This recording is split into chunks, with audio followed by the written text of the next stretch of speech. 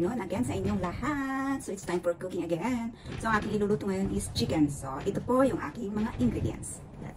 Ito po yung chicken. Na-marinate ko na po ng paminta at saka yung juice ng pineapple. So kasi hahaluan natin ng pineapple, potato, and then chili. Tsaka yung chicken i-fry natin dito sa garlic at saka onion. So let's do it. So i-half fry po natin.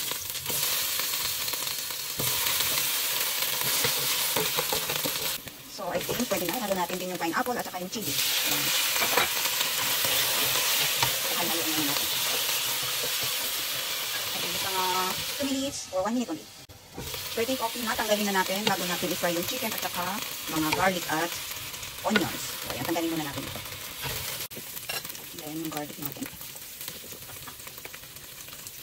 So, ayan. Palabasin muna natin yung amoy para medyo mabango-bango bago natin ilagay yung ating chicken. No? Diba? So, I think okay na. So, ilagay natin yung chicken.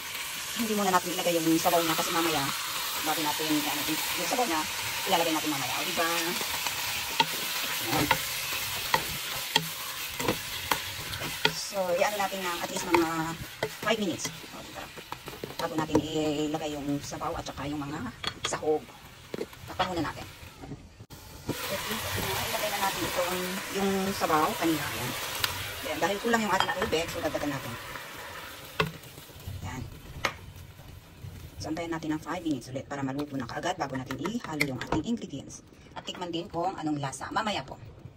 10 minutes later. So, I think, ayan na. Pwede na natin ilagay ang ating sahog. Doon. Kasi hindi masyadong luto yung ating potato at saka yung chili. So, ayan. Lalasahin natin mamaya kung ano yung lasa niya. O, dito. A few moments later. So, I think, luto na yan. Luto na ang ating chicken. Ready for serving. Taste natin kung anong lasa.